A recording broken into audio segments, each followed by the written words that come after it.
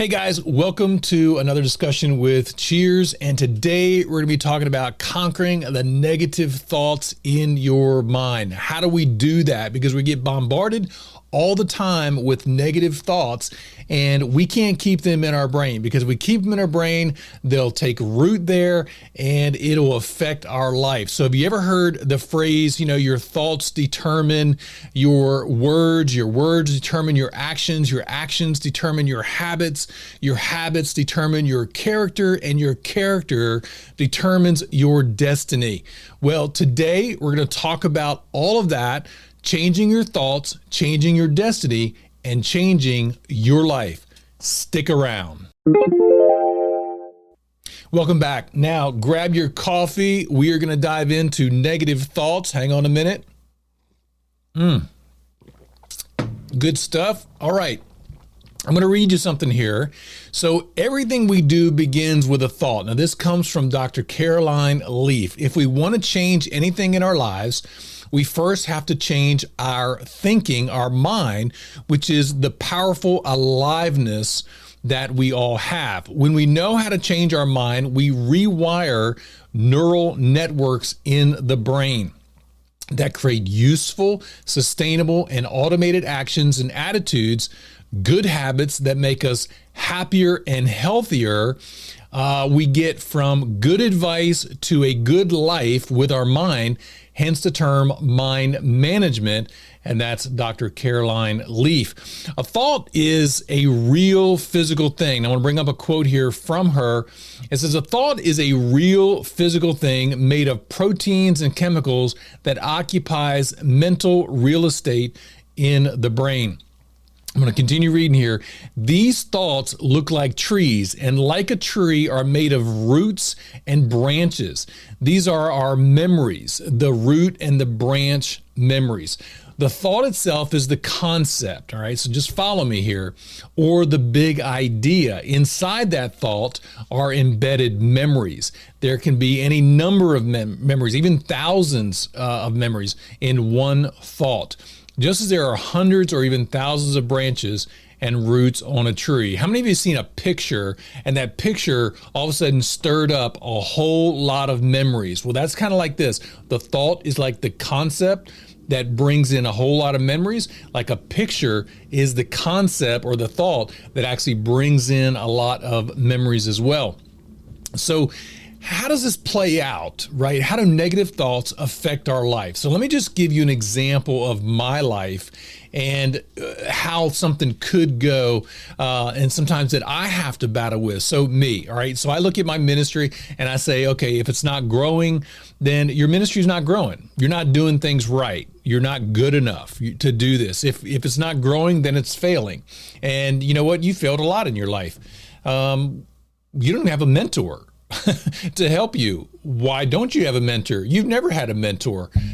Maybe you're not good enough to have a mentor. No one cares about you enough to actually mentor you. Gosh, I must not even be called into ministry. Why am I even doing this, wasting everybody's time? I guess I'll just quit. So you can see how that progression can go from my ministry's not growing to I think I'm going to quit. And, that's not the case at all. But it's where these negative thoughts can lead you. And I'm sure that you've been led down some paths too. So have you ever been stood up for a meeting? All right. So where were your thoughts in that? I've been stood up for meetings, and they've never contacted me or called me and said, hey, I'm going to be late or I'm going to miss or anything. I just am there waiting for them and they don't show up. Well, the negative thought can come in. They don't really want to meet with me. They don't like me. They don't value what I have to offer. I'm not good enough for them. I'm a burden to them. Well, I never really liked them anyway. Good riddance. I mean, we can go down this pathway, and all these negative thoughts are these trees and roots and branches in your brain. And if left unchecked, they become a reality to you. So as you begin to say these things, you start to believe them as true, even though in this situation, maybe they had a really good excuse. Maybe it was an emergency that they had to go and they were disappointed that they couldn't meet with you. but your negative thoughts took you down a pathway that just led you into a lie. And listen here, the lie believed as a truth will affect you as if it were true. A lie believed as a truth will affect you as if it was true. So continually believing the lie will result in deep mental ruts and strongholds that can be difficult to get out of. So let me show you what I mean. First of all, it starts with a path. We're going to take a little journey here. You got a path, a pattern, a rut, and a stronghold.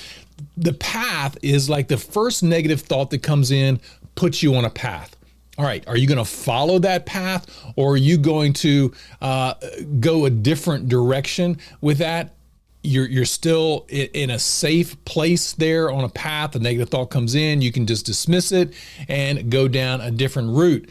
But if you don't dismiss that path or that negative thought and you continue on that, then it begins to build a pattern in your life. Whether it's a verbal pattern where you constantly call yourself dumb or stupid or you're not good enough, or you're constantly talking about someone else, or our country or a political party or whatever the situation is, you just go down this pathway, but you continue down it and it becomes a pattern, similar to what a dog in the backyard, if he's running around the same pathway all the time, it begins to show a pattern. And I'm going to bring up some pictures here in a second to show you this. And if you continue on the pattern, then a rut is formed. A rut is a prolonged patterns. It comes with time, right? So as you continue down that path and it begins to be a pattern, if you stay on that, then you continue to wear and wear and wear, and then that becomes a rut, a little more difficult to get out of. And then once you are in a rut and you get stuck in that rut and can't move anymore, that becomes a stronghold. So here's some pictures to show you. I'll just bring them up here. Here's what a pathway looks like. So that's the pathway. First negative thought comes in. You can choose to follow it or you can choose a different direction. Then if you go down that pathway, it's just like the dog, right? He's building a pattern here, and it'll continue to build that and continue to develop. If he keeps going, it'll get into what we call a rut. And so here's your rut. And, you can still get out of a rut, but it takes a lot of effort to get out of the rut. And simply a lot of activity in that rut will then bury you to where this is where you'll end up, and that's a stronghold. Now you're shipwrecked. You've got to get out of that somehow, and you're going to need some help to do that. So the difference between a path and a rut is a path can lead to other paths and destinations, but a rut and strongholds keep you stuck on the same route, not allowing you to change. So a path offers direction, but still allows for freedom. A pattern reveals a direction of continuous actions or behaviors to be aware of. And this could be where the red flags begin to show up. That's in the patterns. If we continue down that road, it'll be a rut, binds you to a specific direction without allowing for directional changes.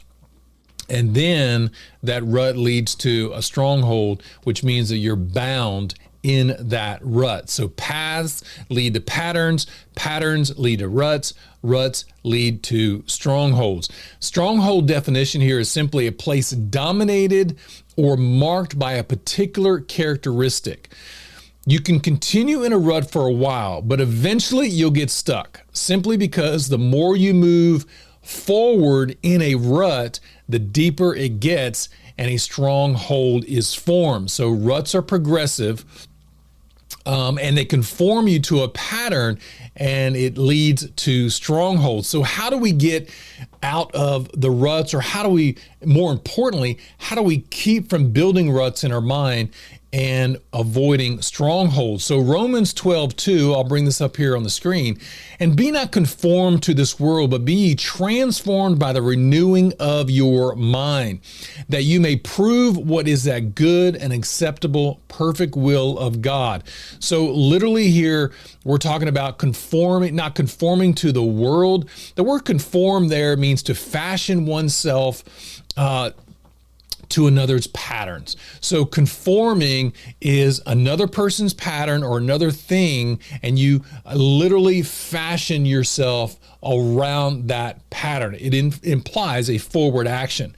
Transform is a little different. Transform is to change into another form, but this implies a reversal action. So I'm not going to conform. I'm not going to move forward to fashion myself around this, but I'm actually going to reverse that and transform myself into something else.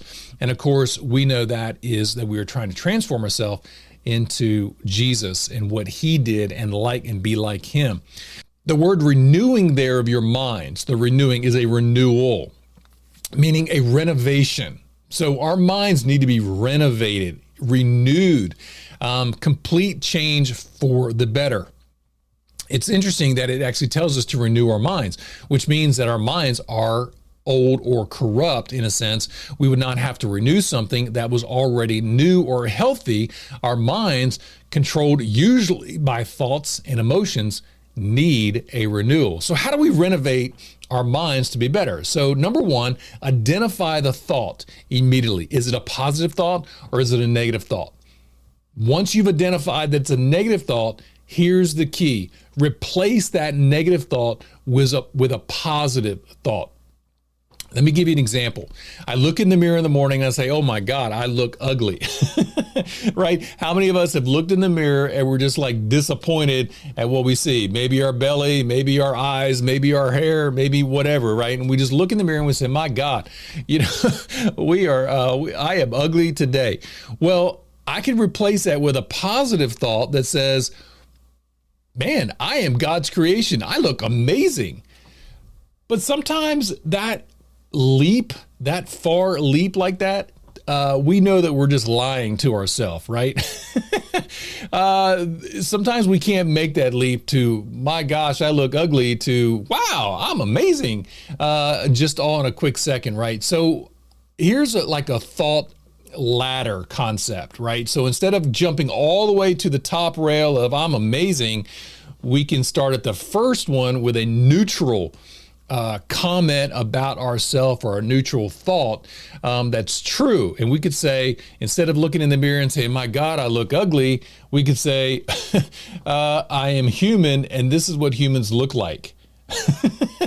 I mean, it's true. You can't argue with that, right? Because you are human and this is what humans look like. So it's a neutral thought. It's about 10% less depressing. Instead of saying, gosh, I look ugly, which is absolutely depressing, you could just say, look, I look like a human and humans look like this. It's a step. It's a ladder concept, right? Start where you can and then work your way up to I am God's creation and I look amazing today. Even Jesus had to replace the thoughts that were coming into him. When we see him tempted by the devil, the devil came to him with words and thoughts, and he had to dismiss them. He could have just dismissed the devil and got rid of him, but he didn't. He actually had a dialogue with the devil and counteracted the negative that was coming in, or the lie that was coming in from the enemy. He counteracted that with the truth or a positive thought. So in the same way, and this is what Adam and Eve didn't do, right? So the devil comes to them and says something, and they don't counteract that with the truth or a good word. Jesus did counteract that. And so replacing the negative thought with a positive thought, or at least a neutral thought that's true about yourself, is a great place to start. So how do we set in motion positive outcomes for our life? Number one, positive thought. Number two, positive speech. Number 3, positive action. And number 4, you get a positive result. So thought, speech, action, and then the result. 2 Corinthians 10:4, I'm going to bring it up here on the screen. For the weapons of our warfare are not carnal, but mighty in God for pulling down strongholds, casting down arguments and every high thing that exalts itself against the knowledge of God, bringing every thought, listen to this, every thought into captivity to the obedience of Christ. And then Matthew 15 says, but those things which proceed out of the mouth come from the heart, and they defile a man, for out of the heart proceed evil thoughts, murders, adulteries, fornications, thefts, false witness, and blasphemy. So where do these evil thoughts come from? They come from out of the heart of man. Where do murders come from? Out of the heart of a man. Adulteries, fornications, theft, these things, false witness, blasphemy, they all come from the heart. So we have to get to where our heart is right, obviously, but then when those negative thoughts come in, we have to counteract them and conquer them with a replacement of a positive thought. Proverbs 23:7 says, for as he thinketh in his heart, so is he. So changing the way we think will change our life. It'll change who we are. It'll change what we do. If we just sit around and we talk about how negative things are, how bad things are, what is going on, what's wrong in our life, and how we had all these failures and all this kind of stuff, we can, self-deprecate ourselves until we literally feel worthless, feel nothing. But if we can change that and just find something good about ourselves, find something that we've done right, find something that look, all of us can find negative about ourselves, but there's good stuff about ourselves too. Let's concentrate on the good, and that will rearrange our thinking, rewire our brains, and it will produce a positive result. Now, here is Mark chapter 5. This is the woman with the issue of blood. Now, follow this pattern here that I said, thought, speech, action, and result. Mark 5:27, when she heard about Jesus, she came behind him in the crowd and touched his garment. For she said, if only I may touch his clothes, I shall be made well. Immediately the fountain of her blood was dried up, and she felt in her body that she was healed of the affliction. So she had a thought, maybe I can be well if I just touch his garment. Then she said it out of her mouth, said, if I only touch his clothes, I will be well. Then she took an action step. She left her house, went down into the crowd, and touched Jesus. And guess what? The result, she was well. She was healed of her affliction. So thoughts, words, actions. And then we can even take it further where actions create habits, right? And habits determine our character. Character determines our destiny. But we can't give up. People say, oh my gosh, how do I just change it immediately? I've tried to do that and I can't seem to, get over it. Don't give up. It takes time. New thoughts, this is from Dr. Caroline Leaf again. New thoughts are formed over 21 days. And these new thoughts are formed into habits after 63 days. So it takes 63 days. Somewhere else I looked on the internet said the average is 66 days to form a habit. So it means it just takes time to learn and form new habits that will impact how we function. All right, so here's some discussion questions for your group today. I'll bring them up here on the screen. So number 1, do you have negative thoughts that are starting to form a pattern like the dog wearing a path in the backyard? Number 2, what are some triggers that can take place to spiral you down to negative thinking? Failures, people don't text you back or respond, etc. Number 3, think about the path, pattern, rut, stronghold. How do you feel about this progression? Number 4, how does transformation take place by renewing our minds? And number 5, why do you think it was important for Jesus to not only rebuke the devil, but also replace his words with God's words? And then the final question here, number 6, how do you bring every thought into captivity and obedience to Jesus. So those are the discussion questions. I hope that will stir some thought today in regards to how to handle these negative thoughts that are coming in that are constantly bombarding us. How do we get rid of those? How do we dismiss those? Think about when that negative thought comes in, it puts you on a pathway, and then you've got options. You can change direction, you can do whatever you want, but just remember that if you go down that negative pathway, it's going to develop a pattern. And if you don't listen to those red flags in that pattern, you're going to get into a rut. If you continue down that rut, it's going to become a stronghold that is going to be difficult to get out of, and it's just going to be something that affects your life. So hope you have a great discussion today. We'll see you in the next video. God bless. Well, we hope you've enjoyed that introduction to our discussion today. One of the cool things about Cheers is that we actually have a discussion around the topic. And now I want to invite you to come into our discussion together and participate with us. If you're watching us on YouTube, you can go to cheerschurch.alterlive.com. We'll put the link in the description. If you're already on Altar Live with us watching, then you can just log in to be able to participate. You can turn your camera on or off, your microphone on or off.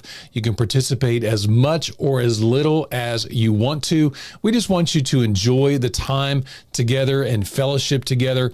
And we just hope you're blessed by joining us today. So consider joining our discussion, and we'll see you there.